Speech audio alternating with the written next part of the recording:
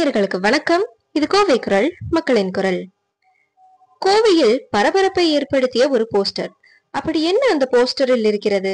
அந்த போஸ்டரை படித்து பார்த்தால் தமிழகத்தில் அனைத்திந்திய அண்ணா திராவிட முன்னேற்ற கழகத்தின் நிறுவன தலைவர், முன்னாள் முதல்வர், பாரத ரத்னா டாக்டர் புரட்சி தலைவர் எம்ஜிஆர் அவர்களின் ஆத்மா சாந்தி அடையவில்லை என்று போஸ்டரில் எழுதி ஒட்டப்பட்டிருந்தது.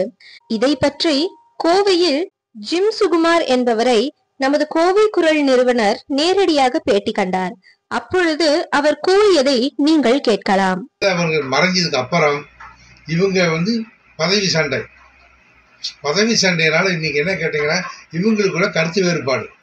இதுல ஒரு குரூப் ரெட்டையில நான் முடக்குவேன் அப்படிங்கிற. ரெட்டையில முடக்கிறதுக்கு யாருக்குமே எந்த ஒரு இதுவும் கிடையாது. ஏன்னா இது அவராக உருவாக்கி அவராகவே கஷ்டப்பட்டு கொண்டுட்டு வந்தார் ரெட்டையிலை.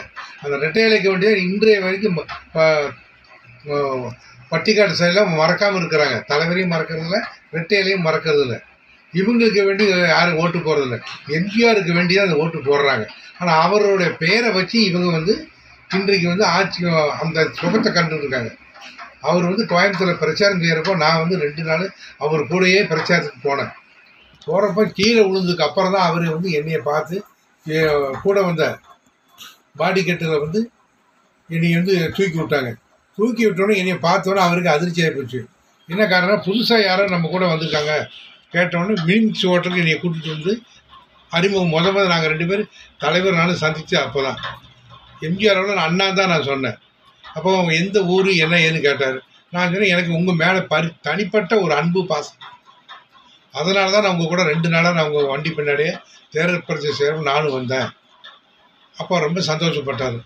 அதுக்கப்புறம் முதலமைச்சரான கோயம்புத்தூருக்கு வர்றப்போ நான் முதலமைச்சர் ஆகிட்டேன், உனக்கு என்ன வேணும், கட்சியில் பொறுப்பு வேணுமா, ஜிம்மு வைக்க பணம் வேணுமா, உனக்கு என்ன வேணும் கேளு அப்படின்னாரு. பேசாமல் இருந்தால் ஒன்று ஒரு தட்டினார் உடம்பை தட்டி, ஏன் ஒன்றும் பேச மாட்டேங்கிறேன்.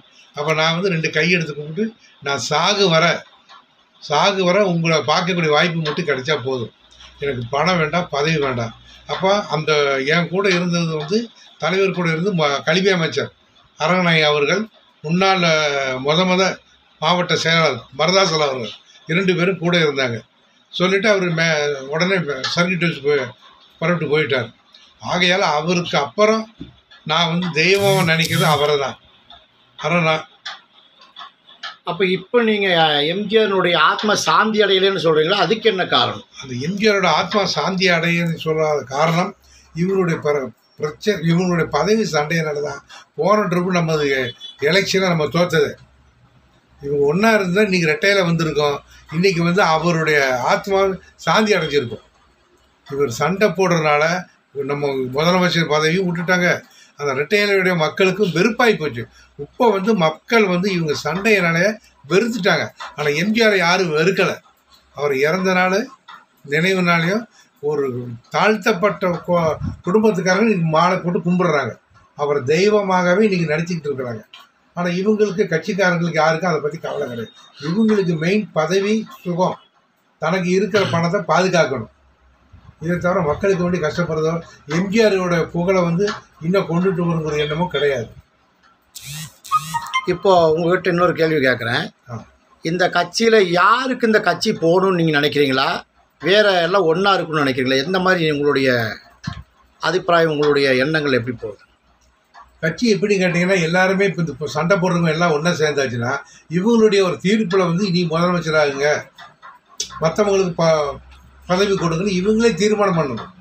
சண்டை போடாமல் சந்தோஷமாக பண்ணியாச்சுன்னா நம்ம அடுத்த ஆட்சி அதிமுக ஆட்சி கண்டிப்பாக அமையும். யாரெல்லாம் ஒன்று சேரணும்னு நினைக்கிறீங்க?